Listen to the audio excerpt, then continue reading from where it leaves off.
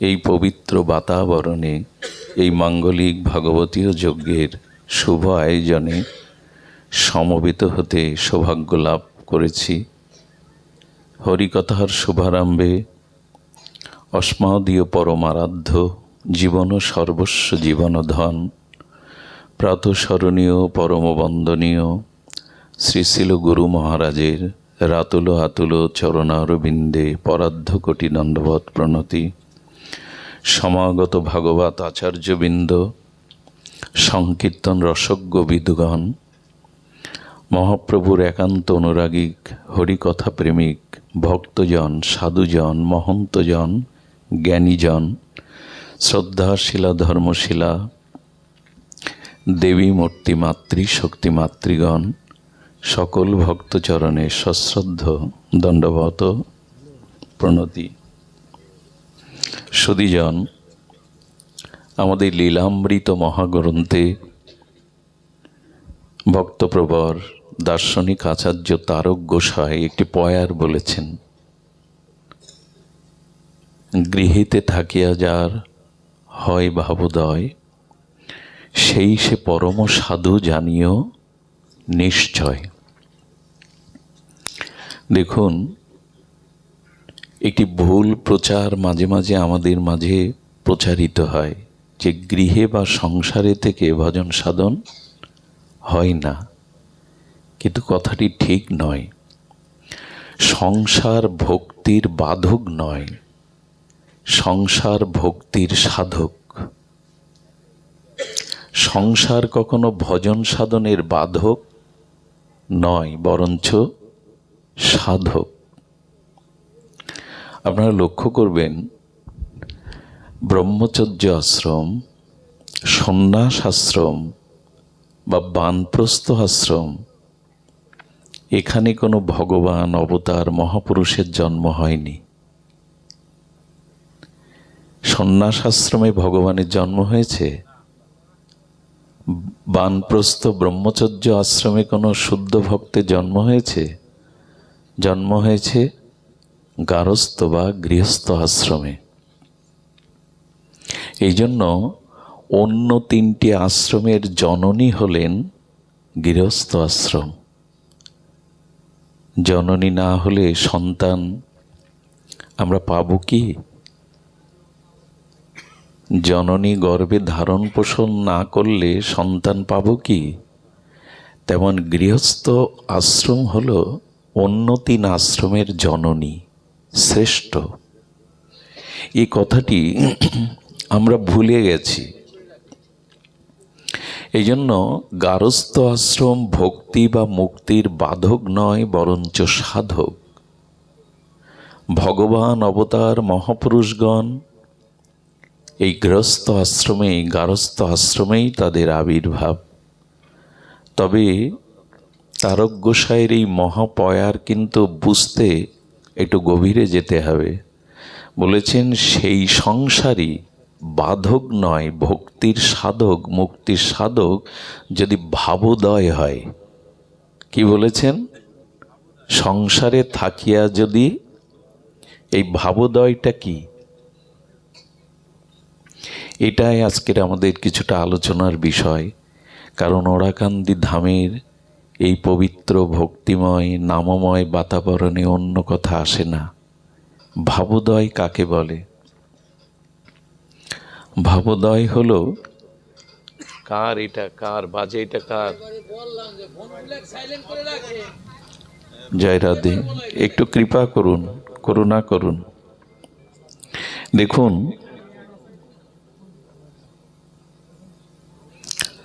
ধ্যান দিন।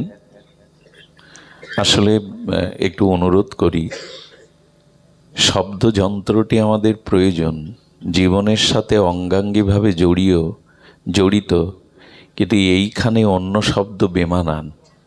সারা দিন তো এই শব্দের সাথে আমাদের ওঠা বসা। এখানে অন্তত ওই যন্ত্রের যন্ত্রণা থেকে মুক্তি দিন কিছুক্ষণ সময়ের জন্য।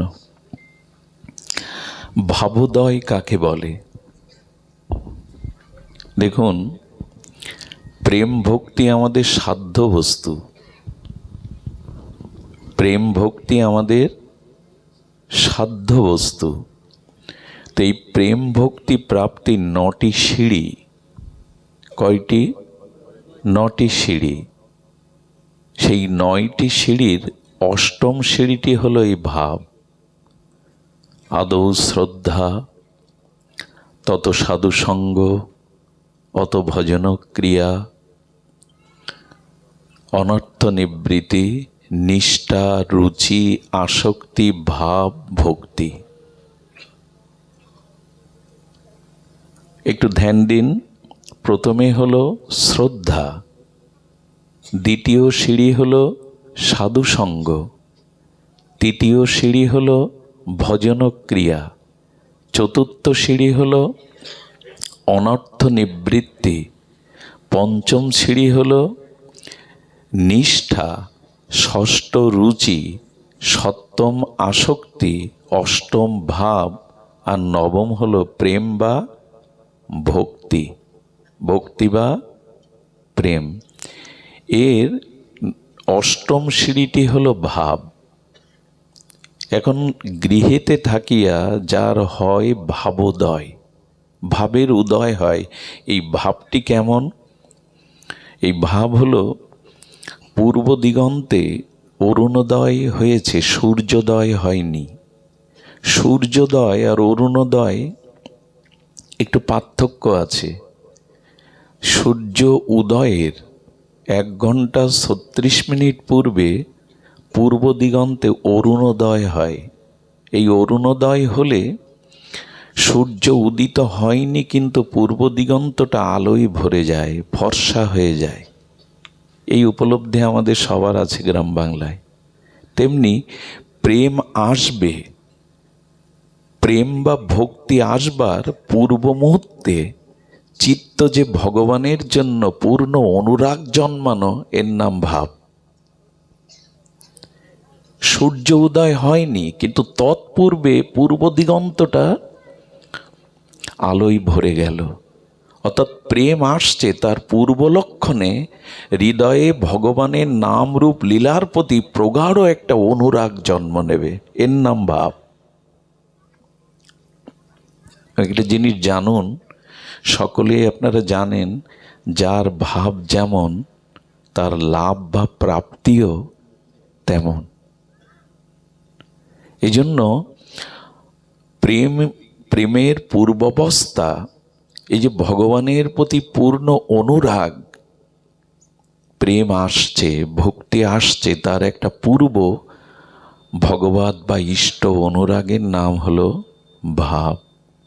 এই ভাব ছাড়া কারো কিছু লাভের সম্ভব নেই। কিন্তু আমরা আর কটি সিঁড়ি যদি বাদ দিয়ে ভাবে চলে যাই, হোঁচট খাবো। সিঁড়ি তো ক্রমান্বতিতে উঠতে হয়। 2-3টে সিঁড়ি বাদ দিয়ে লাফ দিতে গেলে পা ভেঙে যাবে। এই জন্য সংসারে প্রথম প্রয়োজন শ্রদ্ধার। ভাবে পৌঁছানোর 8ম সিঁড়িতে যেতে গেলে আগের 7টা সিঁড়ির প্রথমে হলো শ্রদ্ধা। আদৌ শ্রদ্ধা, আদৌ মানে প্রথম সিঁড়ি, প্রথম আমাদের পদক্ষেপটা হলো শ্রদ্ধার। এটি যদি না হয় সবই বৃথা। এই জন্য হরিনাম করুন, সদ্গুরুদেবের চরণাশ্রয় করুন, ভগবানের গুণগাথা শ্রবণ করুন। সব কিছুর মূলে হলো শ্রদ্ধা। আদৌ শ্রদ্ধা, শুভারম্ভ হলো শ্রদ্ধা। এ কথা আমাদের প্রত্যেকের জানা। শ্রদ্ধা শব্দের সরলত্ব করেছেন আচার্যগণ, শাস্ত্র বাক্যকে মিথ্যা না মনে করা। ঋষি মুনি আচার্য কর্তৃক ভজন অনুভূতির দ্বারা যে শাস্ত্র রচনা হয়েছে, গীতা, ভাগবত, ভক্তিশাস্ত্র, সেগুলি কাল্পনিক নয়। সেগুলো যথাযথ পরীক্ষিত অনুভববেদ্য সত্য। এটা মনে করার নাম শ্রদ্ধা। শাস্ত্র বাক্য কাল্পনিক নয়। শাস্ত্র যা সুলিখিত হয়েছে সেটি কল্পনার দ্বারা হয়নি, সেটা পরীক্ষিত অনুভববেদ্য চরম সত্য। এটাতে বিশ্বাস করি তো আমরা যে শাস্ত্র সত্য। এই জন্য গীতা, ভাগবত, ভক্তিশাস্ত্রের কথাগুলি, বাণীগুলো চিন্ময়, অলৌকিক। এগুলি মিথ্যা নয়, এগুলো কাল্পনিক নয়, এগুলো গল্প উপন্যাস নয়। আমার বোধোদয়ে, আমার চিন্তা চেতনা মননে, আমার প্রজ্ঞা জ্ঞানে কমতি থাকতে পারে, কিন্তু শাস্ত্রকে না বুঝে এটি কাল্পনিক, এটি ভ্রম, এটি না মানার নামই হলো অশ্রদ্ধা। আর গুরু বা সাধু বাক্যকে সুদৃঢ়ভাবে মেনে নেওয়ার নামই হলো শ্রদ্ধা। যদি খুব লক্ষ্য করেন, সমাজে এই দুটি এখন খুব শিথিল হয়ে পড়েছে। নানান তর্ক, নানান বিতর্কের দ্বারা আজকে শাস্ত্রকে আমরা কাল্পনিক গল্প উপন্যাস বানিয়ে ফেলেছি। তো শ্রদ্ধা যার নেই, সে তো সিঁড়িতে পা দিতেও পারবে না। এই জন্য গুরু বাক্যে, সাধু বাক্যে সুদৃঢ় বিশ্বাস চাই। কেমন জানেন, আশ্রমে এক গুরু মহারাজ তার শিষ্যকে বলছে, একটা পচা হাড় পড়ে আছে, ওইটা মুখে করে ফেলে দিয়ে আয় তো। কোনো প্রাণীর পচা গলা হাড় মুখে কেউ ফেলে? বলছেন ওটা ফেলে দিয়ে বললেই তো হাতে করে ফেলে দিতে পারে, পাত্রে করে, হলে মুখে করে ফেলে দিয়ে আয়। শিষ্যটি গুরুগত প্রাণ, গুরু বাক্যে তার অস্খলিত নিষ্ঠা, গিয়েই মুখে করে ফেলে দিয়ে সে কাঁদছে। কাঁদছিস কেন?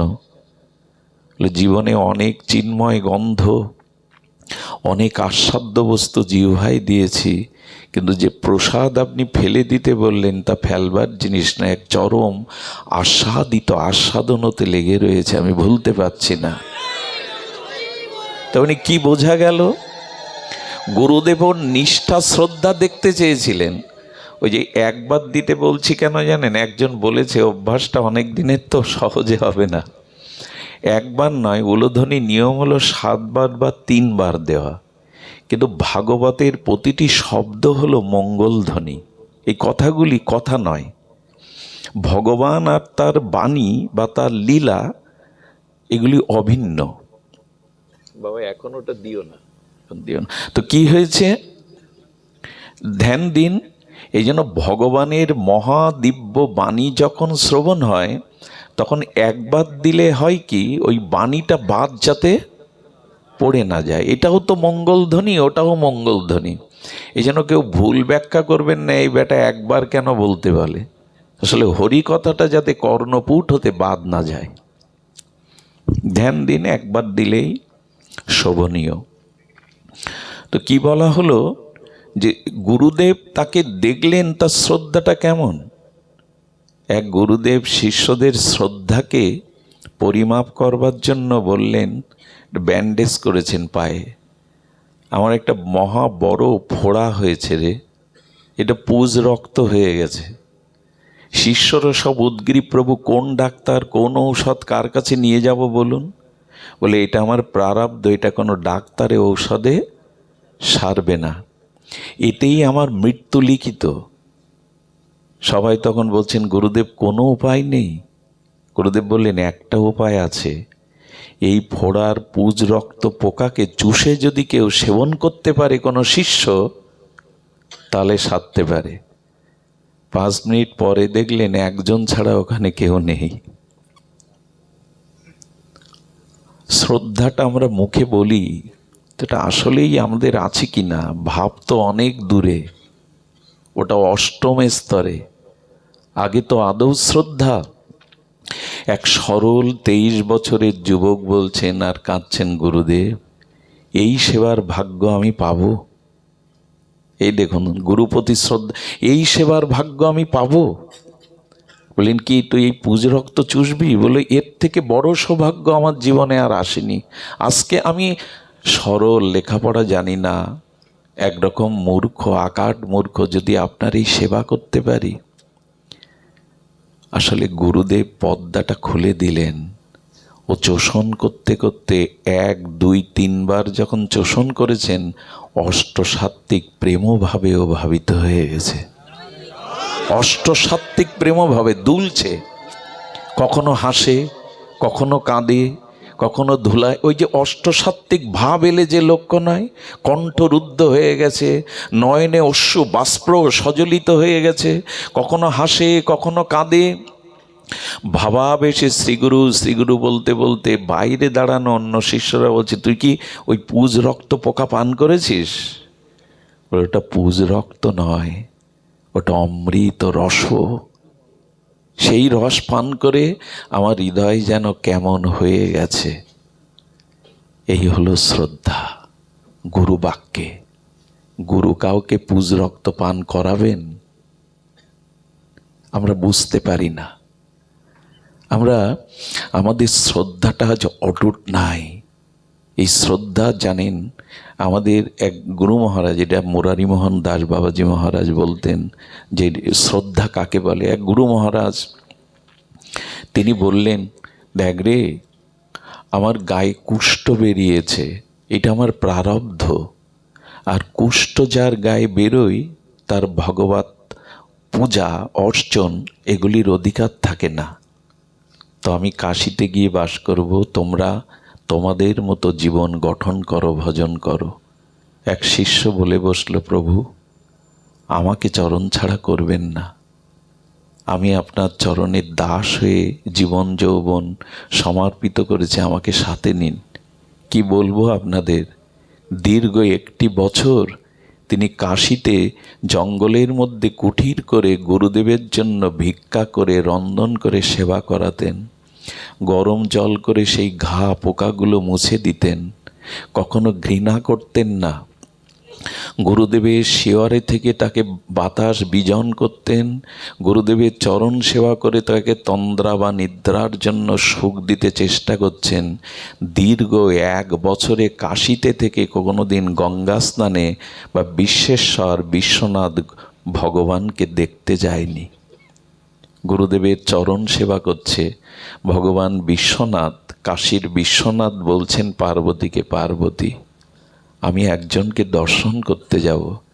বলে সারা পৃথিবীর প্রগতিবাদী ভক্তিবাদী জ্ঞানীরা কাশীতে আপনাকে দর্শন করতে আসছে, আপনি কাকে দর্শন করতে যাবেন? বলো গুরুগত প্রাণ, গুরুচরণে শ্রদ্ধা, ওই শিষ্যকেই আমি দর্শন করতে যাব। দেখুন গুরু ভক্তির মহিমা দেখুন। উনি দর্শন করতে আসবেন। পার্বতী বললেন, এমন গুরুগত প্রাণ যিনি আপনার চিত্ত জয় করেছেন, তার দর্শনে একা যাবেন কেন শঙ্কর, আমাকেও নিন। আজ মাতা পার্বতী, জগৎমাতা শঙ্কর, তাঁরা 2 জন এসেছেন। এসে কি করছেন জানেন? গুরুদেবের চরণ সেবা করছে, তন্দ্রাচ্ছন্ন গুরুদেব সুখ পাচ্ছে। দুয়ারে দাঁড়িয়ে কুঠিরের, ছোট্ট কুঠিরের সামনে ভগবান শঙ্কর বললেন, আমি বিশ্বনাথ তোমাকে দেখতে এসেছি, একবার বাইরে এসো। বলেন, প্রভু গুরু সেবাতে সন্তুষ্ট হয়ে যদি আমার কুটিতে আসেন, আর একটু অপেক্ষা করতে হবে। গুরুদেব কিছুটা তন্দ্রা এসছে, গুরুদেব নিদ্রা না গেলে আমি আপনার কাছে যেতে পারবো না। দেখুন নিষ্ঠা কাকে বলে। ভগবান শঙ্করের চোখে জল এসে গেছে, এতটা গুরু ভক্তি। দেখো পার্বতী কেন এসেছি তার দ্বারে। গুরুদেব একটু তন্দ্রাচ্ছন্ন হলে বাইরে এসে শঙ্করকে, মাতা পার্বতীকে প্রণাম করলেন। প্রণাম করার পরে শঙ্কর বললেন, একটু বুকে আসবে না? তোমার মতো গুরুগত প্রাণ, গুরুনিষ্ঠ সেবককে বুকে জড়িয়ে ধরতে পারলে আমি আনন্দ পাবো, এসো বুকে এসো।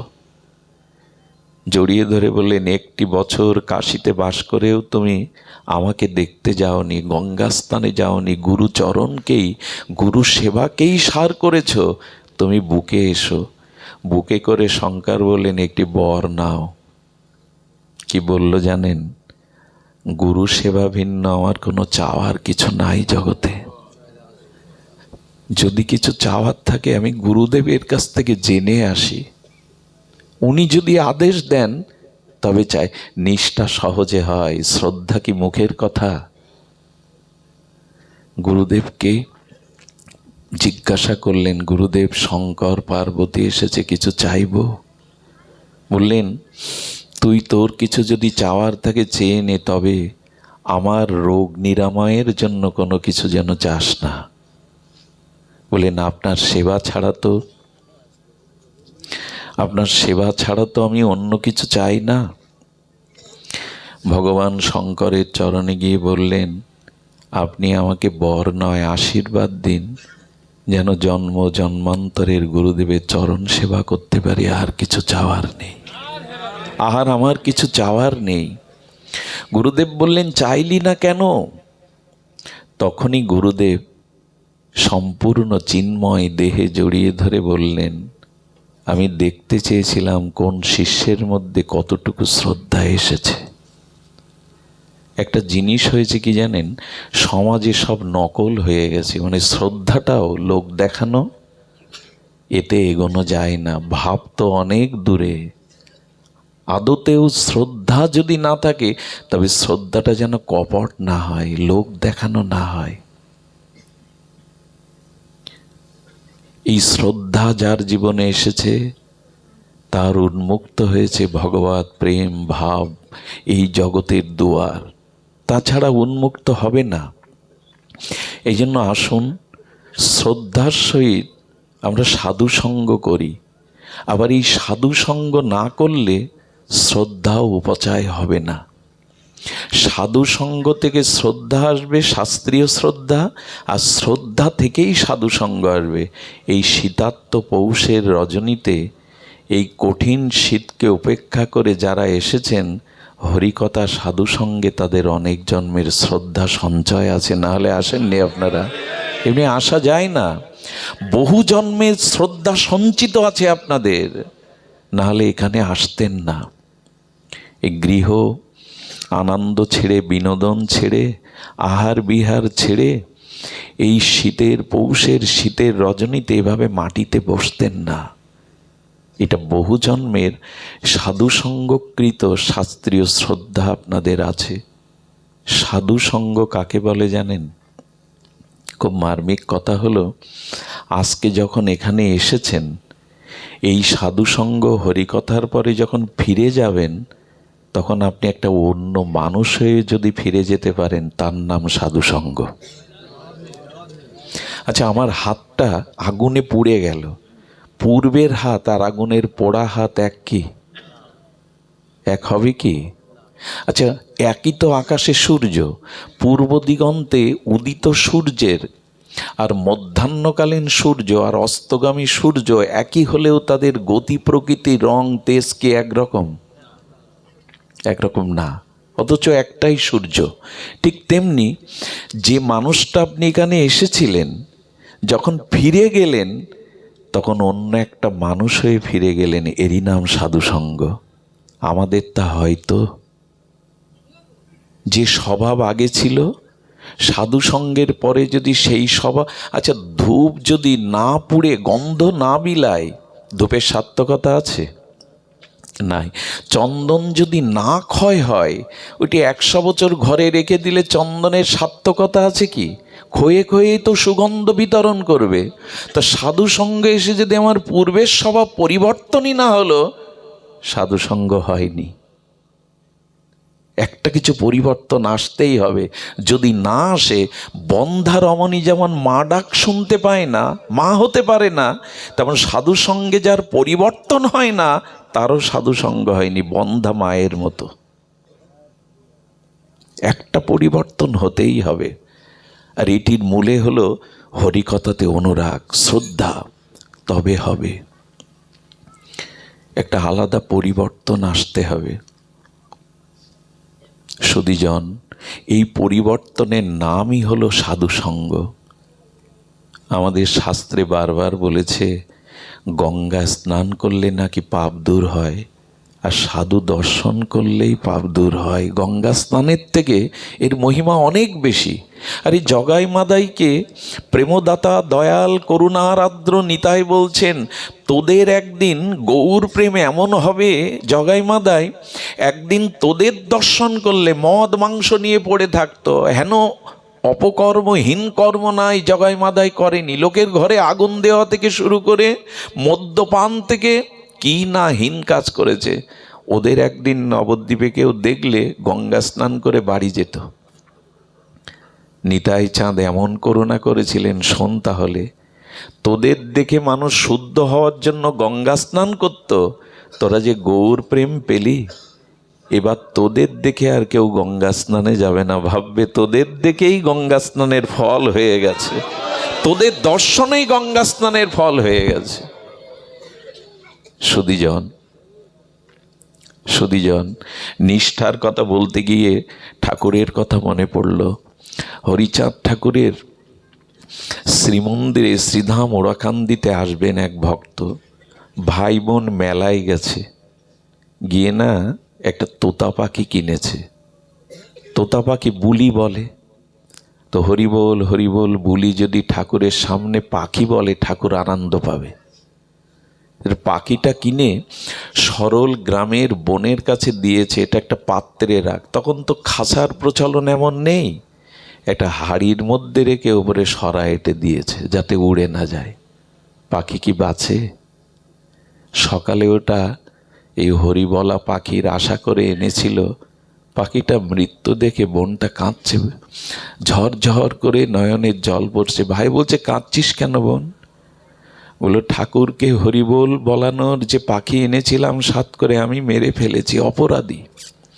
ভাই বলছেন, ঠাকুর মৃত সঞ্জীবনী সুধা তার প্রেমে আছে, তার করুণায় আছে, চল না আমরা ঠাকুর বাড়ি যাই, ঠাকুরকে নিবেদন করি, তোমার জন্য এনেছিলাম হরিবোল বলবে বলে।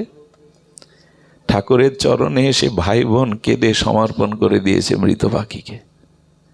ঠাকুর ওদের অনুভব বেদ্য সরল ভাব দেখে পাখিটার মস্তকে করপল্লব বুলিয়ে দিয়ে বলছে, হরিবল হরিবল। এই সঞ্জীবনী সুধার স্পর্শে সঙ্গে সঙ্গে পাখিটি প্রাণ ফিরে পেল। ওই পাখির কণ্ঠে হরিবল হরিবল দিব্য ধ্বনিতে ধ্বনিত হতে লাগলো।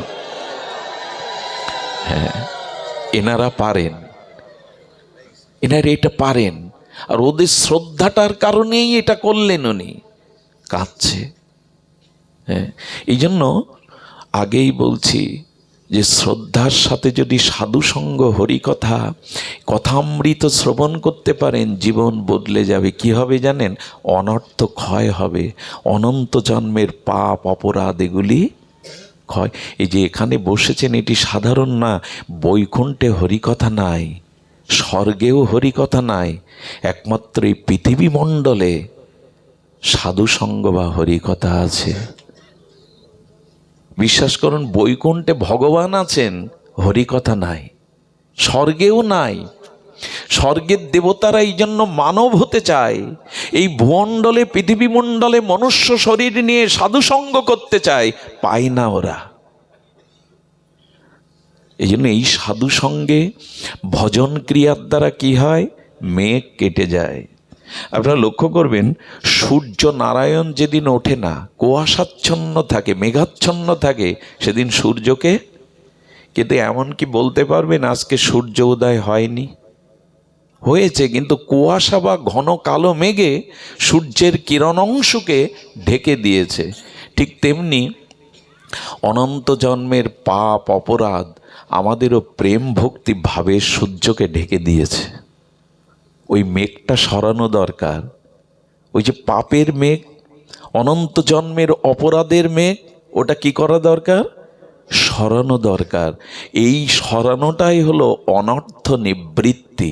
অনর্থ শব্দের অর্থ হলো, মানে অভাববাচক, আর অর্থ মানে প্রয়োজন। প্রয়োজনে যা অভাব এনে দেয়, প্রয়োজনে যা অন্তরায় এনে দেয়, তাকে বলে অনর্থ।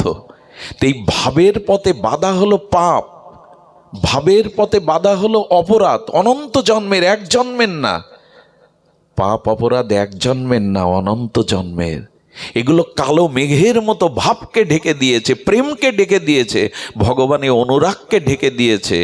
এই মেঘগুলো সরানো দরকার। এই ভজনের দ্বারাই কেবল, সাধুসঙ্গ হরিকথা হরি ভজনের দ্বারাই কেবল এই মেঘ। ঝড় আসলে কি হয়? প্রবল ঝড়ে মেঘগুলো, তো যেদিন হরিনামের হরিকথার সাধুসঙ্গের প্লাবনের ঝড় আসবে, সেদিন এই অনর্থ নিবৃত্তি হয়ে যাবে, অনর্থ নিবৃত্তি হয়ে যাবে, হয়ে যায়।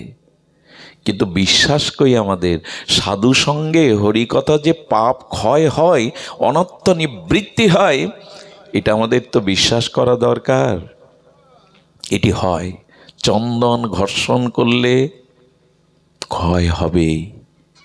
তেমনি তবে যদি আপনি নিজের সমীক্ষা করতে চান, আচ্ছা আপনি 2 বছর 5 বছর 10 বছর 20 বছর ধরে সাধুসঙ্গ করছেন, আপনার পাপ ক্ষয় হয়েছে কিনা বুঝবার একটা উপায় বলি। আপনার অপরাধ বোধ, পাপ বোধ ক্ষয় হয়েছে কিনা বলি। সেটা হলো, আগে মানুষকে কষ্ট দিয়ে মনে হতো ভালোই করেছি, এটাই উচিত ছিল, কিন্তু এখন কষ্ট দেওয়ার পরে কিছুক্ষণ পর বিবেকের দংশনায় এমনটা না করাই ভালো ছিল। যদি অনুশোচনা আসে, কারো বড় কথা বলে অপমান করে যদি চিত্তে অনুশোচনা আসে, যদি কোনো অন্যায় কর্ম করতে গেলে বিবেকটা 10 বার ভেবে ওঠে, জানবেন কাজ হয়েছে, সাধুসঙ্গ বৃথা যায়নি, সাধুসঙ্গে ব্যর্থ হয়নি। তবে অনেক জন্মের আবর্জনাকে তো একসময়, এই বিল্ডিংটা যদি ভাঙা হয় একদিনেই কি এরা সব কিছু পরিষ্কার করা যাবে? অনেক জন্মের জমানো তো তবে যাচ্ছে। যদি বিবেক জাগে, কাউকে অপমান করলে, কাউকে ব্যথা দিলে যদি চিত্তে বেদনা জাগে, দেওয়া উচিত হয়নি, জানবেন অনেক পাপ, অনেক অপরাধ আপনার ক্ষয় হয়েছে। সাধুসঙ্গের দ্বারা ক্ষয় কিন্তু হচ্ছে, অনেকটা বোঝা যায় না। একটা অশ্বত্থ বা বট গাছ কেটে দিন, কাটা উচিত নয়, যদি ঝড়ে পড়ে যায় কেটে যায়, দেখবেন অগ্রের পাতাগুলো 5-7 দিন সবুজ থাকে, মূল শিকড় তো নাই, কিন্তু অগ্রের পাতাগুলো 5-7 দিন সবুজ থাকে। তেমনি যেটুকু দেখছেন, একবার বিজয় কৃষ্ণ গোস্বামীর এক শিষ্য দীক্ষা নেওয়ার পরে তার জীবনে আরো পাপ বেড়ে গেল। ঠাকুরের কাছে গিয়ে বললেন, আপনার মন্ত্র পেয়েছে, আপনার মতো সদ্গুরুদেবের চরণাশ্রয় পেয়েছে, ওর পাপ বেড়ে গেল। বলল, পাপ বেড়ে গেছে, কিন্তু পাপ বেশি দিন থাকবে না, ক্ষিপ্রম ভবতি। বলছেন সাধুরেব সামন্তব্যম, ওর খুব দ্রুত চিত্ত শোধন হয়ে যায়। বলে পাপগুলো যে দেখা যাচ্ছে সাক্ষাৎ। একটা অপূর্ব দৃষ্টান্ত দিলেন। জঙ্গলের পাশে এক কাঠুরিয়ার বাস, বনে কাঠ কেটেই তার জীবিকা নির্বাহ হয়, কিন্তু বনের গভীরে যান না, বাঘ ভাল্লুক হিংস্র সাপাত সংকুল জন্তু জানোয়ার আছে তো, বাইরে শূকর দেখতে পান, বানর দেখতে পান, মাঝে মাঝে হরিণ দেখতে পান, বাঘ দেখতে পান না, হিংস্র জন্তুগুলো দেখতে পান না। হঠাৎ করে একদিন দেখছে যে গভীর জঙ্গল থেকে সব ছুটে ছুটে বেরিয়ে আসছে বাঘগুলো, ভাল্লুকগুলো। বললো, বারে আজ বেরিয়ে আসছে কেন? এদের তো কখনো দেখি না, আজকে দেখতে পাচ্ছি কেন? একজন বললে, দেখার কারণ হলো জঙ্গলে আগুন লেগেছে, ওই আগুনের তাপে ওরা সব বাইরে বেরিয়ে আসছে। বিজয় কৃষ্ণ গোস্বামী বললেন, ও হৃদয়ে হরি নামের গুরুদেবের কৃপার আগুন লেগেছে, তাই যে পাপগুলো ছিল ওগুলো বেরিয়ে আসছে, এই জন্য তোরা দেখতে পাচ্ছিস। অচিরেই ওর শুদ্ধ হয়ে যাবে, অচিরেই ওর চিত্ত শুদ্ধ হয়ে যাবে। মাঝে মাঝে দেখবেন সাধুসঙ্গ করেন, দীক্ষা নিয়েছেন, অথচ পাপ বোধটা মাঝে মাঝে খুব জেগে যায়। ভয় পাবেন না, ওগুলো বেরিয়ে যাওয়ার। আচ্ছা, ঘরের মধ্যে যে ব্যক্তি ছিল আপনি দেখতে পাচ্ছেন না, কখন দেখতে পাবেন? যখন দরজা দিয়ে বেরিয়ে যাবে। ভয় পাবেন না।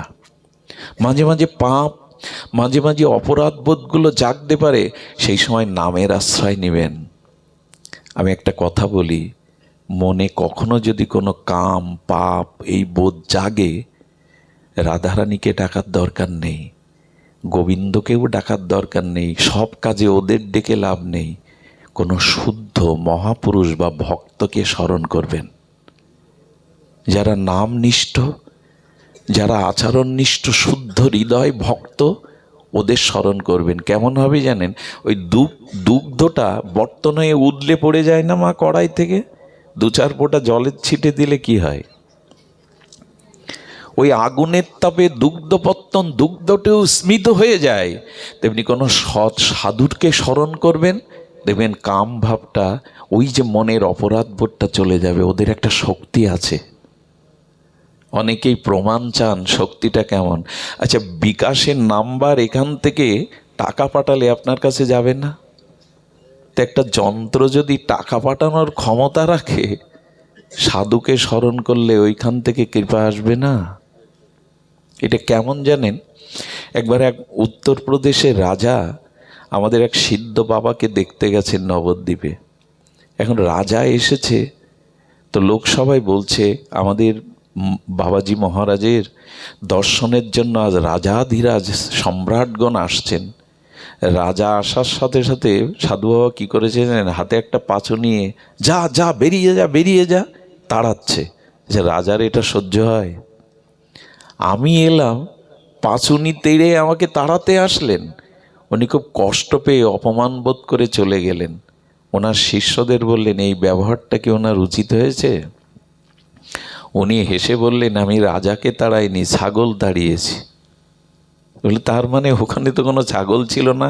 বলে এখানে না, আমার হাতে রোপণ করা রাধা মাধবের তুলসী একটি বৃক্ষ ভক্তিদেবীকে রচনা করেছিলাম, ওটা ছাগলে এসে মুড়িয়ে দিচ্ছিল বৃন্দাবনে, তাই তো এখান থেকে তাড়িয়ে দিলাম। এটা হবে তো?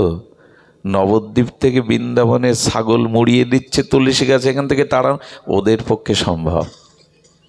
রাজা এইটা পরীক্ষা করবার জন্য ওই সময় বৃন্দাবনে লোক পাঠালেন, ঠিক অমুক সময়ে অমুক স্থানে দেখো তো কোনো ছাগল তুলসী গাছটা মুড়িয়ে দিয়েছে কিনা। দুধ পাঠিয়ে জানলেন টুকু একই সময়ে ছাগল এসে তুলসী গাছটা মুড়িয়ে দিয়েছে। চরণে এসে পড়ে হলেন, ধন্য আপনাদের দূরদৃষ্টি। এটা ওরা পারে, এটা ওরা পারে। আপনার আমার থেকে পাখির দৃষ্টি অনেক দূরে যায়, জানেন তো? সম্পাতি হনুমানকে বলেছিল, আমি সীতাকে অশোক কাননে দেখেছি 400 ক্রোশ দূরে। পাখির দৃষ্টি 400 ক্রোশ দূরে যায়, আপনার আমার যায় তো? যাবে না। কিছু কিছু ক্ষমতা ঈশ্বর তাদের কৃপা শক্তি দিয়েছেন। এই জন্য মনে কোনো পাপের চিন্তা উদয় হলে শ্রী গুরুদেবের মুখখানা চিন্তা করবেন, কোনো শুদ্ধ ভক্তকে স্মরণ করবেন। সবখানে রাধারানীকে ডাকা লাগবে না। ওই মহৎ তার ভজন অনুভূতি দিয়েই আমরা তো বিশ্বাস করতে চাই না। একবার দুর্গাপূজায় গুরুচাঁদ ঠাকুর গিয়েছিলেন। গুরুচাঁদের চরিত্রটা ভালো করে দেখবেন। গুরুচাঁদ ঠাকুর আমরা তো মায়ের পূজা দেখতে যাই সেজে গুজে হই হুল্লোড় করে খাওয়া দাওয়া করে প্যান্ডেলে প্যান্ডেলে ঘুরে বেড়ায়। গুরুচাঁদ ঠাকুর গিয়ে বলছে, মা তুই না জগৎজননী, তুই না প্রকৃত মা, আদ্যা শক্তি শক্তির দে মা, জগৎকে জানিয়ে দে তুই মাটি নন, তুই মাটি নস, তুই প্রতিমা নস। কি ঘটেছিল জানেন? গুরুচাঁদ ঠাকুর মায়ের স্তনে মুখ দিয়েছিল আর তার থেকে দুগ্ধক্ষরণ হয়েছিল। পারবেন তো? ওরা পারে। ওরা মাটির মধ্যে সেই চিন্ময় শক্তিকে জাগরণ করাতে পারে। এটি সাধনার দ্বারা সম্ভব, এটি সাধনার দ্বারা সম্ভব। এই জন্য বলছিলাম, সাধুগণের শরণাপন্ন হন। সাধু সঙ্গ ছাড়া প্রেম ভক্তি পাওয়ার দ্বিতীয় কোনো উপায় নাই। এই জীবনে সব থেকে বড় পাওয়া, তুলায়াং লাভে না পিনা সার্গাং না পুনর্ভবম ভগবত সঙ্গী সংঘর্ষ মর্তমানাম কিমতা আশিস। স্বর্গ মোক্ষ প্রাপ্তির কাছে সাধু সঙ্গ অনেক অনেক উচ্চস্তর কক্ষায়। মোক্ষ প্রাপ্তির থেকে, স্বর্গপ্রাপ্তির থেকে আরো মহান প্রাপ্তি ক্ষণকালও যদি কারো শুদ্ধ সাধু সঙ্গ হয়ে যায়। এটি একমাত্র পথ। এই বর্তমান ক্ষয়ষ্ণু স্খলিত সময়ে সাধু সঙ্গ ছাড়া কোনো উপায় নাই। আর একটা কথা বলি, যার সঙ্গ যেমন তার রঙ্গও তেমন। যে যার সঙ্গ করে তার রঙ্গটা, তার ভাবটা তার ভিতরে রোগ ব্যাধির মতো সংক্রামিত হবে। দয়া করে সঙ্গ করতে গেলে নিজের থেকে অনেক ধাপ উপরে অনুভবী, চরিত্রবান, নিষ্ঠাবান সাধুর সঙ্গ করুন। আপনার সমান যারা, তাদের সঙ্গ করলে এগোতে পারবেন না, ওই জায়গায় দাঁড়িয়ে থাকবেন। আর আপনার থেকে যারা মানসিকতায় ভজনে এক ধাপ নিচু, তাদের সঙ্গ করলে আমি লিখে দিতে পারি আপনি এক ধাপ পিছিয়ে পড়বেন। এই জন্য আপনার থেকে যারা ভজন বেশি করে, যাদের চিত্তে অনুরাগ আছে, শুদ্ধ হৃদয়, তাদের সঙ্গ করুন, আপনি অনেক পথ এগিয়ে যেতে পারবেন। শুদ্ধ সাধু সঙ্গই এরপরে অনর্থনিবৃত্তি, এরপরে নিষ্ঠা আসবে, নিষ্ঠার পরে রুচি আসবে। রুচি কাকে বলে জানেন? ক্ষুধাকে রুচি বলে। এই দেখুন, ওই যে ভাবে যাচ্ছি তো আমরা, এক একটা সিঁড়ি বেয়ে যাচ্ছি, তো তার একটি হলো রুচি। এই রুচি মানে ক্ষুধা। দেখুন, বহুদিন জড়গ্রস্ত রোগীর পিত্তদোষে দুষ্ট হলে খাদ্য ভালো লাগে তো? খেতে ভালো লাগে? তিতো লাগে। কিন্তু যার জঠর অগ্নি জ্বলছে, ক্ষুধা প্রবল, তার কাছে খাদ্য দিলে কেমন লাগে? আচ্ছা, এখানে খাদ্যর কি পার্থক্য আছে, না দুই ব্যক্তির রুচির পার্থক্য? একটু কথা বলুন, পার্থক্যটা কিসের? খাদ্যে তো পার্থক্য নাই, একই খাদ্য, একজনের রুচি হচ্ছে না অথচ ক্ষুধা আছে। রুচি নেই কেন জানেন? অনেক দিনে জড়গ্রস্ত ব্যক্তির পিত্তদোষে দুষ্ট জিহ্বা, খাদ্য তার কাছে রুচি নাই। যখনই দেখবেন হরিকথাতে ঘুম পাচ্ছে, ভগবানের কথায় চোখে জল আসে না, ভগবানের কথা শুনে হৃদয়টা গলে না, তখন জানবেন আপনার রুচি নেই। অনেক জন্ম এই অপরাধে পাপে রুচি আসেনি এখনো। ক্ষুধার্ত ব্যক্তির সামনে খাদ্য, আস্বাদ্য খাদ্য দিলে সে রুচিতেই খায়, ক্ষুধাতেই খায়। আরো দাও, আরো দাও। তেমনি ভগবানের নাম, ভগবানের কথা, সাধুসঙ্গ আরো যেন পায়, আরো যেন পায়, নিত্য নিরন্তর যেন পায়। এই ভাব যখনই আসবে, জানবেন আপনার রুচি এসেছে, রুচি এসেছে। এই রুচির আজ বড় অভাব, এই রুচির আজ বড় অভাব। নামে রুচি, মহাপ্রভু বলেছেন নামে যেন রুচি আসে। রুচি মানে ক্ষুধা, আরো নিত্য নিরন্তর যত পান করা যায়, নিত্য নিরন্তর যেন ক্ষুধা আরো বেড়ে যায়। একটা আশ্চর্য, তাই 3 বেলা ভোজন করতে অরুচি আসে না আমাদের? ভোজন করতে অরুচি আসে কেন? এর মধ্যে এমন কেউ নাই, আজকে কোনো উপবাস না, এমন কেউ নাই যে আমরা 2 বেলা আহার করিনি। আহার করি 3 বেলা, মানে ভোজন করি 3 বেলা, ভোজন 1 বেলাও করি না কেন? বলে রুচির অভাব, ক্ষুধা নাই। হ্যাঁ, হরিদাস ঠাকুর বলেছিল, নামামৃত বিনে যদি খায় অন্ন পানে, তবু ভক্তের দুর্বল জীবন। জানো প্রভু, ভক্তরা অন্ন, জল, সবজি পেলেও, রুটি সবজি অন্ন পেলেও নিজেকে দুর্বল ভাবে, কারণ হরিনাম তো হয়নি। অন্নামৃত পেলে, অন্ন অমৃত পেলে তবু ভক্ত দুর্বল মনে করে, কারণ নামামৃত তো পান হয়নি, আত্মার খাদ্য তো দেয়া হয়নি। এরে বলে রুচি, আত্মার খাদ্য তো দেয়া হয়নি। এই জন্য আত্মা যে না খেয়ে খেয়ে শুকিয়ে মরতে বসেছে, কঙ্কাল হতে বসেছে, তাকে দিবেন না খাদ্য? এই হরিনাম, হরিকথাই হলো আত্মার খাদ্য, যেটা এখন দিচ্ছেন আপনারা। এই দিচ্ছেন বিদায় এখন কোনো কারো মনে অসৎ চিন্তা, বিকার এগুলো আসছে না। এগুলো আত্মা, আর কত দেহকে সাজাবেন? আত্মাকে সাজান। হরিকথা, হরিনামে আত্মাকে সাজান। আত্মা সুন্দর করতে না পারলে, আত্মা তো সুন্দর, কিন্তু আপনার রুচি, আসক্তি ভগবত ভজনের দ্বারা আত্মাকে পরিপাটি করুন। সব ঘরে গিয়ে দেখুন দেহ সাজাবার বস্তু, আত্মাকে সাজাবার বস্তু একমাত্র সাধু সঙ্গেই পাওয়া যায়। শুদ্ধ আত্মা পরিশুদ্ধ হয়ে ওঠে এই সাধু সঙ্গে। এই জন্য রুচি আনুন। এই রুচি যদি না আসে, তাহলে জানবেন ভক্তি অপরাধ এবং পাপের দ্বারা অন্তরায় হয়ে যাচ্ছে। রুচি বাড়ান। আমার কি মনে হয় জানেন, মাঝে মাঝে খেদ ওঠে। প্রথম দিন দীক্ষা পাওয়ার পরে গুরুমন্ত্রটা যে শ্রদ্ধায় রুচিতে জপ করেছিলাম, আজ 5 বছর পরে জপ করতে গেলে ওই রকম প্রথম দিনের মতো আসক্তি আসে না। তার মানে ভক্তি বাড়েনি, রুচি বাড়েনি, কমেছে, কমেছে। রুচি কেমন জানেন? হরিদাস ঠাকুরের প্রসাদ পাচ্ছে না 3 দিন। হরিদাস ঠাকুর কোনো প্রসাদ, গোবিন্দ দাস আনে আর ফিরিয়ে দেয়।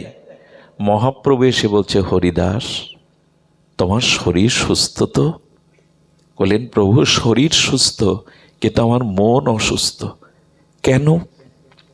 বললেন, আগের মতো সংখ্যা নাম আর পূরণ করতে পারছি না প্রভু, বৃদ্ধ হয়েছি তো। নাম না নেওয়াতেই হরিদাস ঠাকুর নিজেকে অসুস্থ বোধ করছেন। শরীরের সুস্থ অসুস্থতা তিনি ধার ধারেন না। তিনি বললেন, আগের মতো আর নাম সংখ্যা নাম পূরণ করতে পারছি না প্রভু।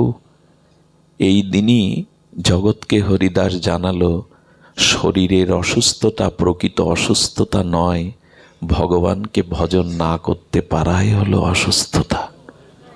তাকে ভজন না করাই হলো অসুস্থতা। আমরা আজ ধীরে ধীরে অসুস্থের রূপ নিচ্ছি। আমাদের মানবিকতা, আমাদের মনুষ্যত্ববোধ, আমাদের দয়া, ক্ষমা, সন্তোষ, গুণাবলীগুলো রোগগ্রস্ত হয়ে গেছে। তার কারণ আমাদের হৃদয়ে ভগবানের নাম, স্মরণ, চিন্তা এগুলি নাই। এজন্য আমাদের চিন্তাটা, আমাদের মনোবুদ্ধিটা অসুস্থ হতে বসেছে। রুচি কেমন জানেন? আহা, একটু ধ্যান দিন, যদিও রাত হয়ে গেছে। রুচি কাকে বলে দেখুন। মহাপ্রভু লীলাচল ক্ষেত্রে জগন্নাথের আরতি দেখতেন গরুর স্তম্ভের ওখানে দাঁড়িয়ে, এবং জগন্নাথের দিব্য আরতি দর্শনের জন্য মানব প্রাচীর পড়ে যেত। মানব প্রাচীর পর্যন্ত সব সারি সারি দাঁড়াতো। একজন একটি খর্বকায়, মানে একটু বেটে খাটো একজন মা, ও জগন্নাথের আরতি দর্শনের ব্যাকুলতায়, তীব্র উৎকণ্ঠায় ছুটে এসেছে, কিন্তু এই যে মানব প্রাচীর ভেদ করে জগন্নাথের আরতি দেখতে পাচ্ছে না, ছটপট করছে। দেখো রুচি কাকে বলে। হঠাৎ দেখছে পাশে যেন কে দাঁড়িয়ে, ওনার ওই ব্যাকুলতায় উনি বুঝতে পারেননি ওখানে স্বয়ং মহাপ্রভু দাঁড়িয়ে। আপনারা জানেন যে মহাপ্রভু ত্যাগ বৈরাগ্যের মূর্তি। ওনার এই কঠোর ত্যাগ বৈরাগ্য আমাদের শিক্ষার জন্য দিয়ে গেছিলেন। তৎসময় সন্ন্যাসের পরে উনি নারী মূর্তি দর্শনও করতেন না তেমন, কিন্তু সেই মহাপ্রভুকে একা দেখে ব্যাকুলতায় এই খর্বকায় মাটি কি করলো জানেন? পাঁচিলের উপরে একটা পা দিয়ে আর গৌরহরির স্কন্ধে একটা পা দিয়ে আরতি দেখছে। মহাপ্রভুর স্কন্ধে একটা মা পা দিয়েছে। গোবিন্দ দাস টেনে যখন নামাতে যাবে, অনুভবী মহাপ্রভু ইশারায় নিষেধ করলেন, ওকে নিষেধ করো না।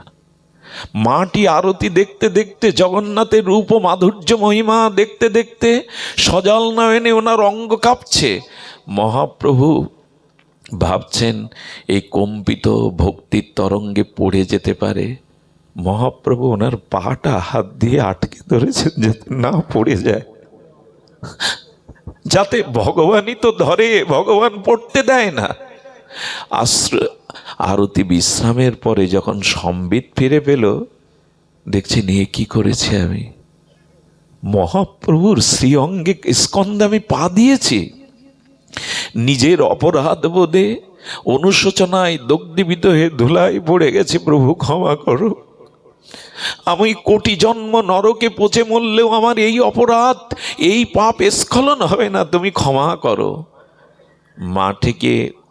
মাটি যখন এইভাবে হাত পেতে ধুলায় লুটিয়ে ক্ষমা পাচ্ছেন, মহাপ্রভু বলছেন, ওঠ মা, তুই আমার কাছে কি ক্ষমা চাইছিস, বরঞ্চ আমায় দে না।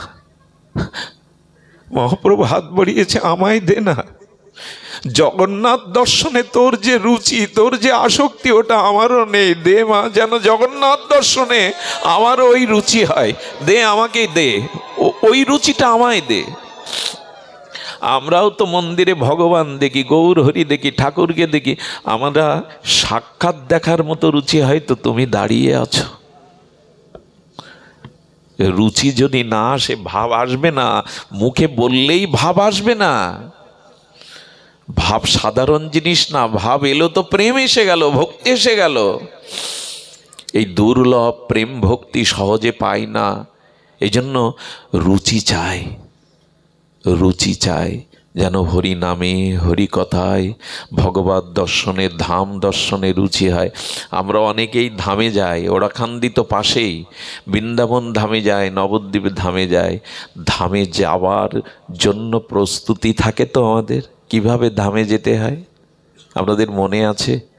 চিত্রকূটে রঘুপতি রাম আছে, ভরত তাকে ফিরিয়ে আনতে যাচ্ছে। কিভাবে যাচ্ছে জানেন? গুরুদেব আছে, হাতি ঘোড়া রথ আছে, কিন্তু ভরত রথে না উঠে খালি পায়ে হেঁটে চলেছে। কার কাছে কিভাবে যেতে হয় এটা জানতে হয়।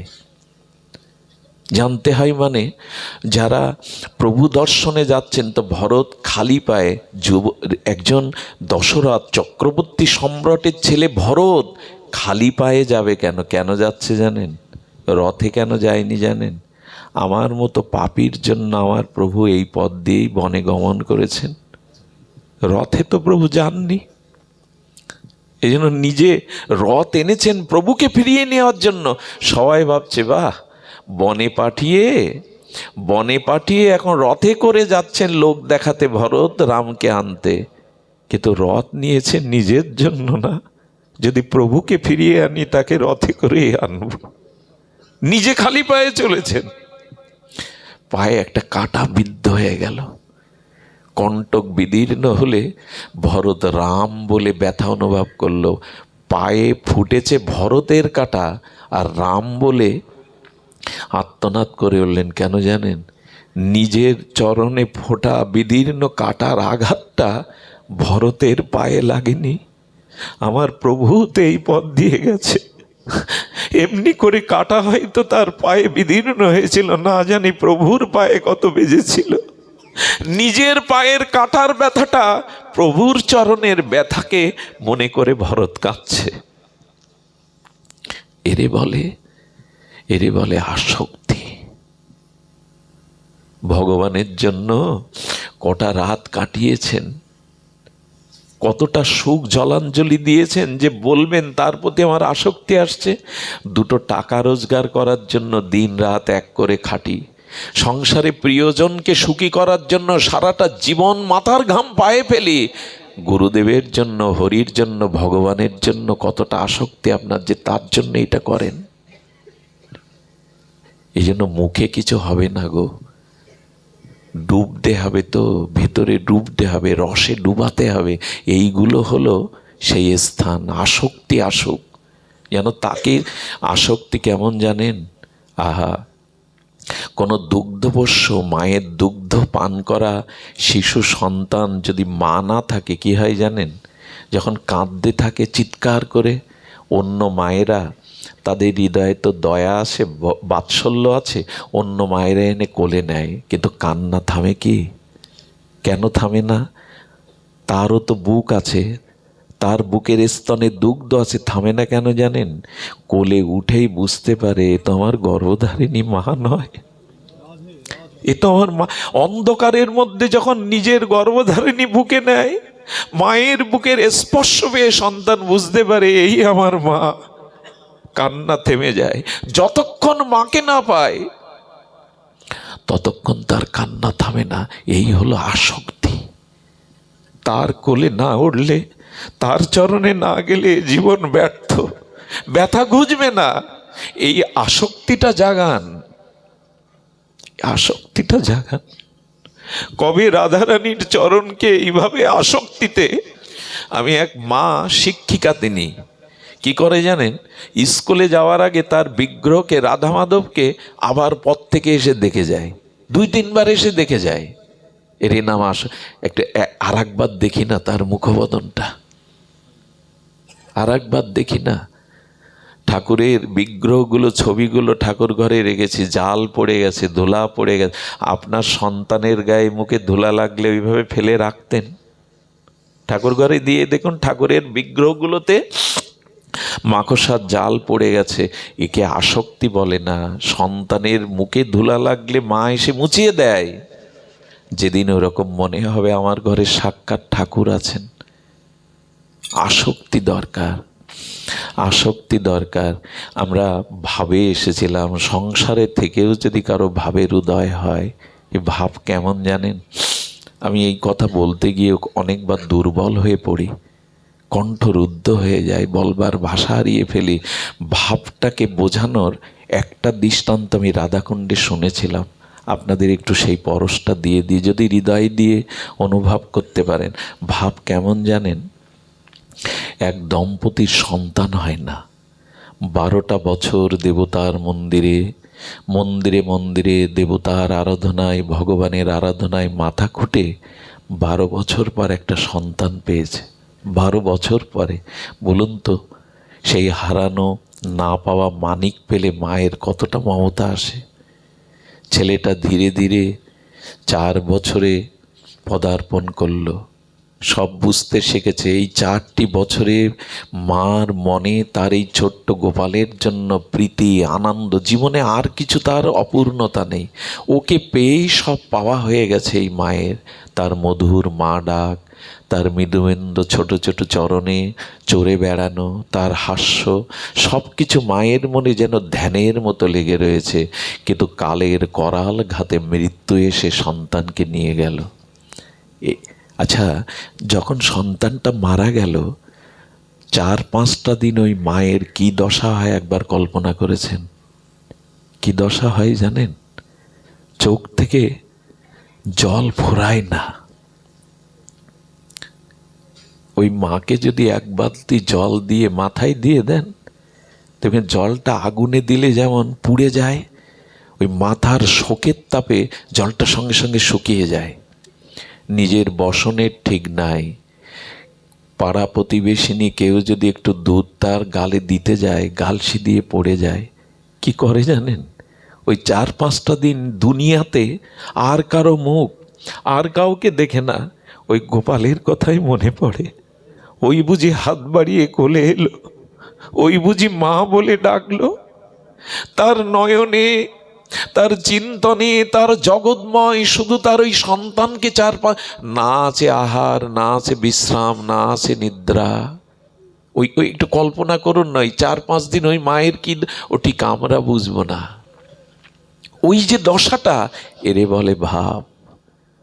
নিত্য নিরন্তর তার বিরহে অমনি যখন হবে, জগৎময় যখন তাকে দেখব, জগৎময় যখন তাকে খুঁজে বেড়াবো, তুমি কোথায়? তুমি কেন দেখা দিচ্ছ না? তুমি তো আছো কাছে। এরই নাম ভাব। ওই মায়ের যে কটা দিন যে দশা হয়, এর থেকে দৃষ্টান্ত আমার কাছে আর নাই। এরে বলে ভাব। শুধু বাইরে দেখানো নয়, আসর মাতানোর জন্য নয়, ভেতরে ওরকম ভাব আসতে হবে। সংসারে থেকে ভাব আসতে গেলে একটা কঠোর কথা বলি, স্বামী স্ত্রী যে সংসার শুরু করেছেন, এই ভাব আসার পথে প্রথম সহায়ক হলো স্বামী স্ত্রীর মধ্যে সংযম থাকতে হবে। এই দেখুন, এই যে গৃহেতে থাকিয়া যার হয় ভাবোদয়, এই কথাটি তারক গোসাইয়ের সাধারণ পয়ার নয়। এই কথাটিকে যদি খুব মূল্যায়ন করেন, দেখবেন সংসারে স্বামী স্ত্রীর মধ্যে যদি কাম ভাবের থেকে ভগবত ভাব বেশি থাকে, সেই সংসারই ধন্য। সব সংসার ধন্য নয়। ভাবের উদয় হলেই তবে ওই সংসার শ্রেষ্ঠ। আর যদি কামের উদয় হয়, ওই বুলি বলে আওড়ানো যাবে না যে সংসার ধর্ম শ্রেষ্ঠ। কার সংসার ধর্ম শ্রেষ্ঠ? যেখানে কামের উদয় নাই, ভাবের উদয় আছে, প্রেমের উদয় আছে। কাম তো সব কিছুকে গ্রাস করে নেয়, কাম সব কিছুকে শেষ করে নেয়। যে স্বামী স্ত্রী বিছানায় বসে 2 ঘন্টা হরি কথা আলোচনা করে, এদের দ্বারা ভাব সম্ভব, এদের দ্বারা সম্ভব। স্বামী স্ত্রী বিছানায় বসে যদি সাংসারিক কথা, কামনা বাসনার কথা না বলে হরি কথাতে কাটাতে পারে 1-2 ঘন্টা, তখনই সম্ভব। এ কথা আজ কাকে বলবেন? সংসারগুলোকে আমরা ভোগের নরক তৈরি করে ফেলেছি। ত্যাগ নাই, প্রেম নাই, নরক করেছি ভোগের দ্বারা। যেখানে ভোগ আছে না, ওখানে ভাব আসে না, ভাব আসা সম্ভব না। এই জন্য পর স্ত্রীর প্রতি মাতৃ আজ্ঞা, দাদা সজ্ঞার একটা আজ্ঞা আসে না। খুব তো আমরা নাচা গাওয়া করি, এই আজ্ঞাগুলোকে ফলো করি তো, যে পর স্ত্রীকে মাতৃজ্ঞান করতে হয়। হরি বল তখনই কাজ দেবে যখন দাদা সজ্ঞা আপনার চরিত্রগত হবে। আমি জানি না, আমার আলোচনার একটা বিষয়বস্তু মনে করেছিলাম, কিন্তু এটা তো ধামের বাতাস লাগছে, এই জন্য বারবার ঠাকুরের কথা আসছে। আমি কোনো মহাপুরুষের নিন্দা, আমার জ্ঞান তো কখনো করি না, কারণ করা উচিত নয়।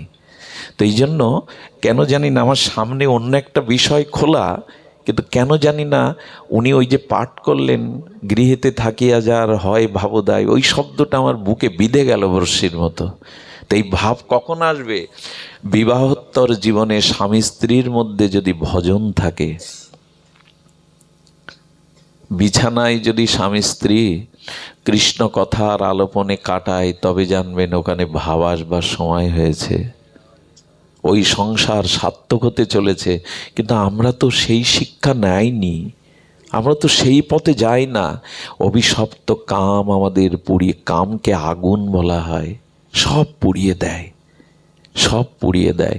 দেহের ভেতরে যদি না যেতে পারেন, আত্মা রমণ যদি না হয়, তবে দেহের শুধু সন্তান, সুসন্তান তপস্যার দ্বারা উৎপাদনের জন্যই। দেখুন আমাদের ধর্মে স্ত্রীকে কি বলে জানো মা? তোমরা জানো, কিন্তু তোমাদের আবার বলছি, স্ত্রীকে বলে ধর্মপত্নী। আমাদের বেদের ভাষায় স্ত্রীকে কি বলে? কোথাও পেয়েছেন স্ত্রীকে কামপত্নী বলা হয়? স্ত্রী স্বামীর ধর্ম কাজে সহায়তা করে তাকে যুগল চরণে পৌঁছে দেবে, এই দায়িত্ব নিয়েছে বলে সে ধর্মপত্নী, কামপত্নী নয়। স্ত্রী জাতি জগতে দুই প্রকার। স্ত্রী জাতি জগতে বিদ্যারূপী স্ত্রী আর অবিদ্যারূপী স্ত্রী। যারা নিজের রূপ যৌবন ভোগ বিলাসে স্বামীকে নিচে টেনে নামায়, ভগবত ভজন হতে, যুগল চরণ হতে নিজের রূপ যৌবনে ভোগের দিকে টেনে নামায়, এরা অবিদ্যারূপী স্ত্রী। আর যারা স্বামীর সহমর্মিতা, ধর্মের অর্ধাঙ্গিনী হয়ে দুজনে মিলে ভগবত চরণের দিকে স্বামীকে এগিয়ে দেয়, ভোগের দিকে না, ত্যাগের দিকে, ভজনের দিকে, এরা বিদ্যারূপী স্ত্রী। একটি পুরুষের জীবনে রাজ্য লাভ করাও যত বড় লাভ না, এ জাতীয় সহধর্মিনী, ধর্ম সহায়িকা স্ত্রী পাওয়া একটা পুরুষের জীবনে সব থেকে বড় পাওয়া। পুরুষের সম্পদ হলো এমন একটা স্ত্রী পাওয়া। রামকৃষ্ণ পরমহংসদেব হতে পারতেন না মা শারদা পাশে না থাকলে। আমরা গোবিন্দকে মদন মোহন বলতে পারতাম না রাধারানী বামে না থাকলে। আমরা মহাপ্রভুকে গম্ভীর গাম্ভীরায় পেতাম না বিষ্ণুপ্রিয়া দেবী না থাকলে। শক্তি দরকার, তবেই তো তুমি শক্তিমান। স্ত্রীকে ভোগের বস্তু যে পুরুষ মনে করে, ইহকালে কেন কোটি জন্মেও তাদের কাছে কিছু পাওয়ার, এই ভজন কেন, এ জগতেও সে কিছু পুরুষার্থ পাবে না। এই জন্য স্ত্রীকে ভোগের বস্তু না মনে করে তাকে ধর্মের সহমর্মিতা মনে করুন। ধর্মপত্নী বলা হয়, কামপত্নী বলা হয় না মায়েদের। তবে এই জন্য চাই সদ্গুরুদেবের চরণাশ্রয়, সাধুসঙ্গ, নিত্য নিরন্তর ভজনে রত থাকা। ছোট্ট একটা লীলা বলেই আজ পাঠ সমাপ্ত করি। গতকাল সেই আসাম সীমান্তে প্রায় শ্রীমঙ্গলের শেষ সীমানায় কোমলগঞ্জে 3 জায়গায় পাঠ করে বাড়ি ফিরেছি সকাল 8টায়। সারাদিন আবার নিজের বাণিজ্যলয়ে কর্ম, আবার এই ছুটে আসা। কি করে বেঁচে আছি জানি না, হয়তো আপনাদের দৃষ্টিতেই। এই জন্য রাত গভীর না করে পৌঁছানোর দেরি অপরাধ হয়েছে কিছুটা। একটা লীলা বলে সংসারে ভাবদায় কেমন হয় শুনুন। লীলাটি বড় মার্মিক লীলা। আজকের প্রসঙ্গটা অন্য দিনের জন্য তোলা থাকলো। অন্য দিন আমরা আজকের যে প্রসঙ্গ মনে করেছিলাম আস্বাদন করব, যেন ভাগবত আমাকে ক্ষমা করেন। তো প্রসঙ্গটা হলো, শুনুন, খুব ধ্যান দিয়ে শুনুন। আমাদের রামচন্দ্র কবিরাজের কথা শুনেছেন, দাদাজিরা কীর্তন করেন, নরোত্তম সঙ্গমাগে রামচন্দ্র সঙ্গমাগে নরোত্তম দাস। এই নরোত্তম ঠাকুর রামচন্দ্রের সঙ্গ মাংছে কেন? কে এই রামচন্দ্র? শুনুন তাহলে। এই রামচন্দ্র কবিরাজ, যিনি গৌর গণমধ্যে, গৌর ভক্তগণের মধ্যে অন্যতম, এই রামচন্দ্র খুব সুদর্শন যুবক ছিলেন। এই সুদর্শন যুবক বিয়ে করে ফিরছেন পালকিতে করে। তখন বাহন ছিল পালকি। তো পথে প্রায় একটা দিনের সময়, পালকিতে আসতে হবে অনেক দূরে। এই সুদর্শন যুবক নিজের কল্পনার তুলিতে রং মেখে নবপরিণীতা বধূকে সুখের স্বপ্নে বিভোর হয়ে ঘরে ফিরছেন। আপনাদের মনে আছে? ফিরতে ফিরতে ওই বেহারার একটু বিশ্রাম নেবে বলে পালকিটা রেখেছে একটা বটবৃক্ষের ছায়ায়। এই বটবৃক্ষের ছায়ায় অনতি দূরে একটা ছোট্ট আশ্রমের সামনে বৃক্ষের তলে বসে ভাগবত পাঠ করছেন মরমী দু চারজন ভক্ত নিয়ে শ্রীনিবাস আচার্য। শ্রীনিবাস মহাপ্রভুর দ্বিতীয় আবেশ অবতার, মহাপ্রভুর দ্বিতীয় কলেবর। তো উনি যখন পাঠ করছেন, সেই পালকি থেকে সুদর্শন নববিবাহিত যুবক নেমে এলো। এই বটের ছায়ায় আশ্রমের মনোরম স্নিগ্ধ পরিবেশে ওই দূরে এখন আচার্য তেজময় তেজপুঞ্জ দীপ্ত শরীরে ভাগবত বলছেন। উনি কিছুটা এগিয়ে গেলেন ওদিকে।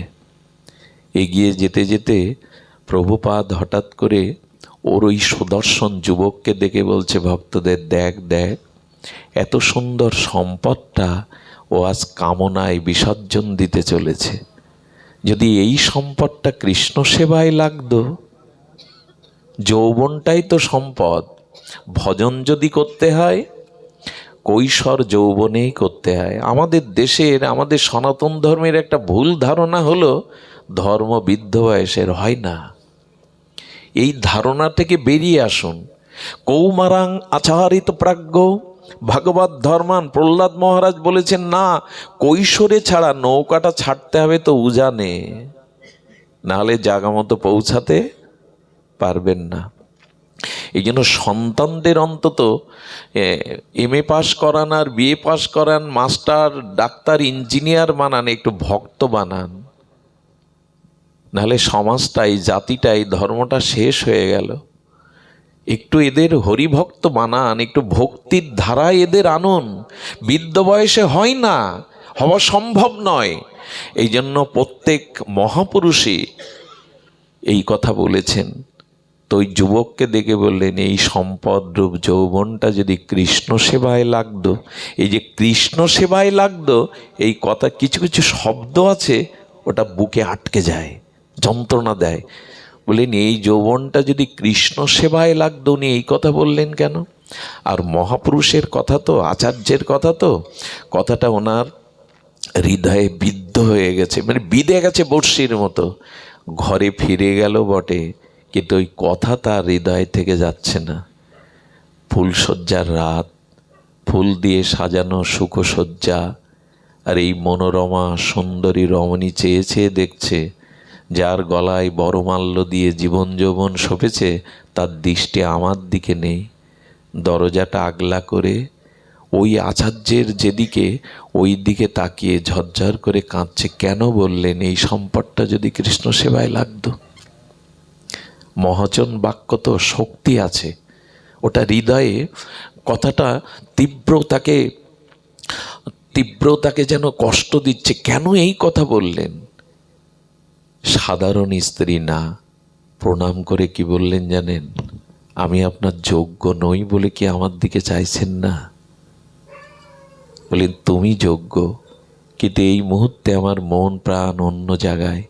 স্ত্রী কি বলল জানেন? মন যদি আপনার অন্য জায়গায় থাকে, আমি অনুমতি দিচ্ছি এই মুহূর্তে মন যেখানে, কারণ শরীর যেখানে, সেখানে আপনি নেই। যেখানে আপনার মন, আপনি সেখানেই আছেন। আপনি চলে যান, আপনি চলে যান। এই অশ্রু সাধারণ কোনো বাসনার অশ্রু নয়। বললেন, আচার্য প্রভু আমাকে দেখেই বলেছেন, এই যৌবনটা যদি কৃষ্ণ ভজনে লাগতো, এই সম্পদটা। বলেন, আমি আপনাকে পূর্ণ অনুমতি দিচ্ছি এই বাসর রাতেই আপনি চলে যান। যদি কখনো তিনি এই সংসারে আপনাকে পাঠান, সেদিনই ফিরে আসবেন, আমি প্রতীক্ষায় থাকব। একবার বলো তো, এ কি সাধারণ ভাগ্যে মেলে? পৃথিবীতে সব থেকে বড় ভাগ্য হলো যদি এমন রমণী ঘরে পাওয়া যায়।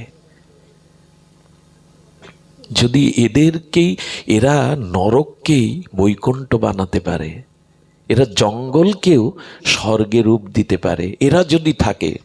চলে যান, স্বামীকে বিদায় দিলেন। আর কি করলেন জানেন? ছুটতে ছুটতে আবেশে কে যেন একটা অজানা আকর্ষণে তাকে টেনে নিয়ে যাচ্ছে।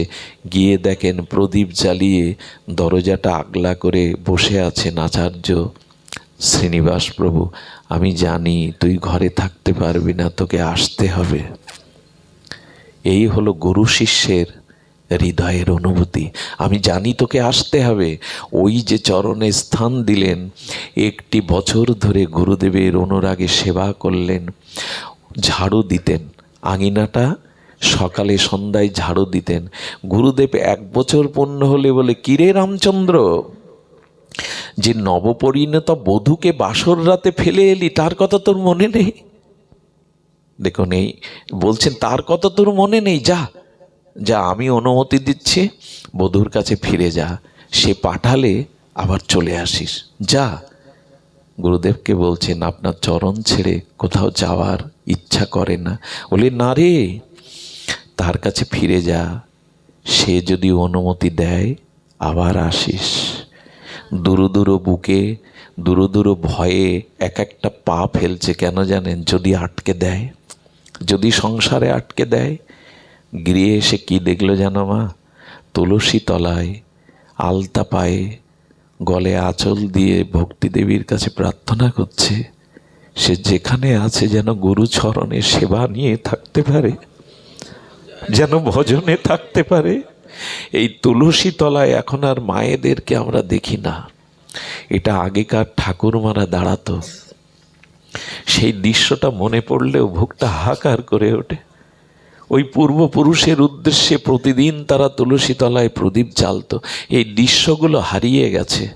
আমরাও অনেকটা সেই দৃশ্য থেকে সরে আসতে আসতে, আজকে তো সন্ধ্যাটাও ভালো করে দেয়া হয় না ঘরে। আমরা মনে করি কি 3টে শঙ্খে ফু দেওয়া আর ওই একটু জল ছিড়ানোই মানে সন্ধ্যা। সন্ধ্যা কাকে বলে জানেন? ভগবানকে সন্ধান করার নামই হলো সন্ধ্যা। ভগবানকে সন্ধান করার নামই হলো ভক্ত ভগবানের সন্ধি মিলনের নাম সন্ধ্যা। 3টে শাকে ফু দিলাম, এতেই সন্ধ্যা হয়ে গেল, এরকম না। সন্ধ্যাবেলা একটু হরিনাম করো, সন্ধ্যাবেলায় ঠাকুরের সামনে একটু করতাল ঝাঁঝ বাজিয়ে, ওতে রোগ শোক অভিশাপ দূর হবে। সন্ধ্যা মানে 3টে শঙ্খে ফু দেওয়া না। তুলসী তলায় এই প্রার্থনা দাঁড়িয়ে দাঁড়িয়ে শুনে রামচন্দ্রের চোখে জল। আজও সেই প্রার্থনা করছে আমার জন্য। পেছনে তাকিয়ে দেখে তার প্রাণের দেবতা তাকে নিজের হাতে রন্ধন করে ভোগ লাগিয়ে প্রসাদ পাওয়ালেন। বিছানায় যখন বসিয়েছেন, তখন রামচন্দ্রের বুকটা দুরু দুরু করে উঠল, আমাকে বেঁধে ফেলবে না তো? কি করলো জানেন? হাতটা জড়িয়ে ধরে এই সহধর্মিনী বললেন, আজকের রাতটা আপনি এই 1 বছর ধরে যেভাবে গুরু সেবা ভগবত সেবা করেছেন, আমাকে একটু শোনাবেন? আজকের রাতটা না ঘুমিয়ে আপনি একটু গুরুদেবের ভজন মহিমা, বিগ্রহ ভজন মহিমা একটু শোনান না আমাকে। সারা রাত স্বামী স্ত্রী মিলে গুরু মহিমা, ভজন মহিমা, আরাধনা মহিমা বলতে লাগলো। যখন পাখির কলকুঞ্জনে ভোর হয়েছে, তখন তাড়াতাড়ি বলছেন, আমাকে বিদায় দাও, আঙিনাটা ঝাড়ু দেওয়ার সেবা আমার, ওটা আমি আর কাউকে ভাগ দেব না। যাওয়ার আগে প্রণাম করার সাথে সাথে দুজন দুজনকে ভক্ত বেশে আলিঙ্গন করলো। ভক্ত আবেশে, ওখানে কাম নাই, ওখানে দেহ বিষয় নাই। যখন আলিঙ্গন করেছে, মায়ের ললাটে রক্তিম সিঁদুর ওনার মুখে লেগে গেছে। রামচন্দ্র ছুটতে ছুটতে এসে ঝাড়ুটা যখন নিতে যাবে, দেখছে ঠাকুর নরোত্তম ওর কাজটা করছে, ঝাড়ু দিচ্ছে। নরোত্তমকে কি বললেন, এ সেবাটা আমার, আমায় দাও ঝাড়ু। মুখের দিকে তাকিয়ে দেখে বধূর সিঁদুর মাখা। বললেন, কোথায় গিয়েছিলে? সংসারে, স্ত্রীর কাছে। বেরিয়ে যাও, তোমার মুখ যেন এই প্রভাতে না দেখি। এসে বলছেন, বন্ধু কেন তাড়িয়ে দিচ্ছ? গুরুদেবী আজ্ঞা দিয়েছিল যেতে, তাই তো গিয়েছিলাম। বলে, মুখে মুখে কথা করে অপবিত্র কথাকার, বেরিয়ে যাও। যদি না যাও আমি তোমাকে ঝাড়ু পেটা করবো, অধিকার আছে তো? বন্ধু, আমি তো কোনো অপরাধ করিনি, কেন সেবা বঞ্চিত করছো? এই দেখুন সেবার অনুরাগ দেখুন। সঙ্গে সঙ্গে ঝাড়ুটা পিঠে মারল। বেরিয়ে যাও, তোমার মতো অপবিত্রের মুখ কেন এই আশ্রম অঙ্গনে এসেছো? নদীর ধারে গিয়ে কাঁদছে আর বলছে, গুরুদেব কেউ না জানুক, তুমি তো জানো আমি শুদ্ধ, আমি অপবিত্র নই, তুমি তো জানো গুরুদেব। তবে আমিও মান করে থাকলাম, তুমি না ডাকলে আমি তোমার চরণে যাব না, এখানেই বসে মরে পড়ে থাকবো। নদীর তীরে অনুরাগে অভিমানে বসে বসে কাঁদছে গুরুদেব। এদিকে কি ঘটেছে জানেন? এই লীলাগুলি লীলা নয়, আমাদের জীবনের একটি পথ। একেই বলে ভাব, একেই বলে অনুরাগ। এটা না হলে প্রেম হয় না। রামচন্দ্র বসে বসে গঙ্গার তীরে কাঁদছে, এদিকে নরোত্তম শ্রী গুরুদেবকে স্নান করাবে বলে ডাকতে গেছে। গুরুদেব উঠুন, স্নানের সময় হয়েছে। বলে, আমাকে ডেকো না, গায়ে বড় ব্যথা। যেই না গায়ে হাত দিয়েছে গুরুদেব, উফ, ব্যথা অনুভব করে বলছে গায়ে হাত দিও না। চাদরটা সরিয়ে দেখে ঝাঁটার দাগগুলো গুরুদেবের গায়ে। প্রভু, কে আপনাকে আঘাত করলো? একটু আগে তো তুই মারলি ঝাড়ু দিয়ে আমায়। আমি মেরেছি তো ওকে, সিঁদুর মেখেও আশ্রম। আরে তুই জানিস না ও কে? সারা রাত ধরে ও ভক্ত আবেশে হরি কথা বলে কাটিয়েছে। ওটা প্রেমের অনুরাগের সিঁদুর, অপবিত্রতার চিহ্ন নয়। সর্বস্ব আমাকে দিয়েছে। এই হলো গুরু শিষ্য। মারল একজনকে, ফুটে উঠেছে অন্যের গায়ে। গুরুদেবের এই ব্যথায় নরোত্তম ঠাকুর, আমি গুরুকে ঝাঁটাপেটা করলাম। ওর চরণে গিয়ে পড়েছে।